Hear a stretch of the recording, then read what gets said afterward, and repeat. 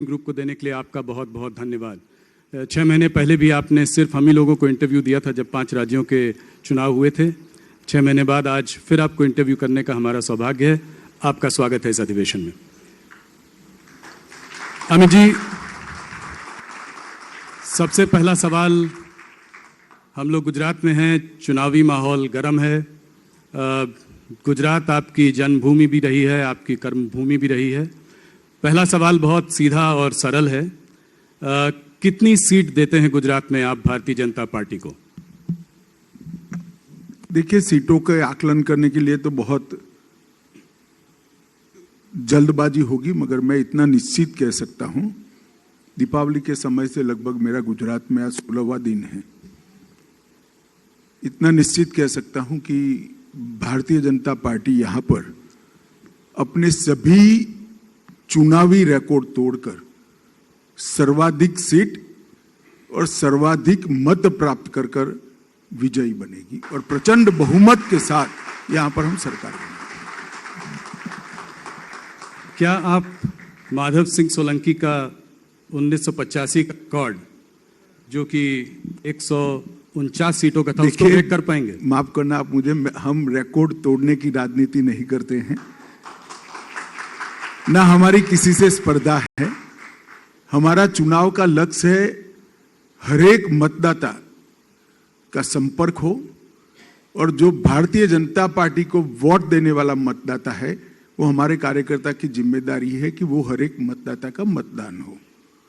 हम चुनाव के जरिए हमारी पार्टी की आइडियोलॉजी को, हमारे संगठन को एक्सपांड करना चाहते हैं और यहाँ मजबूत सरकार देकर एक सुरक्षित, सुविकसित, संस्कृत और शिक्षित गुजरात बनाना चाहते हैं, जो हम सालों से कर रहे हैं।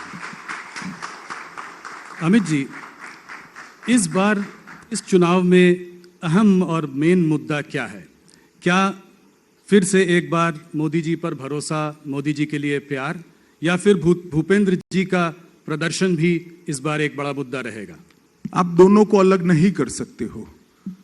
1990 से लेकर आज तक भारतीय जनता पार्टी गुजरात में एक भी चुनाव नहीं हारी है। ये भारतीय जनता पार्टी का क्लियर कट रिकॉर्ड है और आप सभी जर्नलिस्टों को मालूम पड़ना चाहिए, जब कभी भी हम चुनाव के मैदान में भारतीय जनता पार्टी गुजरात के कार्यकर्ता गए, हमने विजय प्राप्त की है और वो विजय का कारण है गुजरात की जनता का आशीर्वाद और असीम स्नेह। और मैं मानता हूं कि हमने गुजरात की जनता की अपेक्षा पर खरा उतरने के लिए कोई कसर नहीं छोड़ी है। यही गुजरात है जहां एक जमाना था, कांग्रेस का शासन था, 365 दिन के साल में से 250 दिन तक कर्फ्यू रहता था।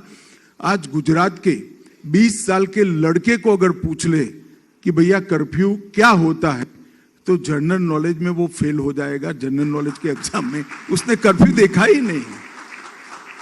मैं खुद विद्यार्थी परिषद के काम के लिए पोरबंदर गया था। एक लेमरेटा स्कूटर के पीछे बैठकर मैं जा रहा था। पोरबंदर की सीमा शुरू होती थी, वहां पर एक बोर्ड लगाया था दबंगों ने कि यहां से पोरबंदर शुरू होता है, कानून और व्यवस्था की हद यहां पर पूरी होती है। नोटिफिकेशन निकालकर कांग्रेस सरकार ने पोरबंदर की जेल को बंद करना पड़ा था, क्योंकि जेल चलाना वहां संभव नहीं था।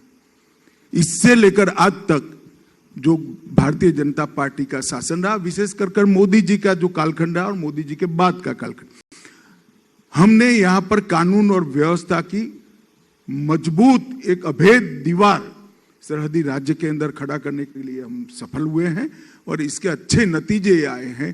क्योंकि कानून और व्यवस्था की अगर स्थिति ठीक है तो शिक्षा का स्तर भी सुधरता है, ग्रामीण विकास भी होता है, शहरी विकास भी होता है और इन्वेस्टमेंट भी आता है। तो इन टोटो गुजरात के डेवलपमेंट में बहुत अच्छे तरीके से हम परफॉर्म कर पाए हैं।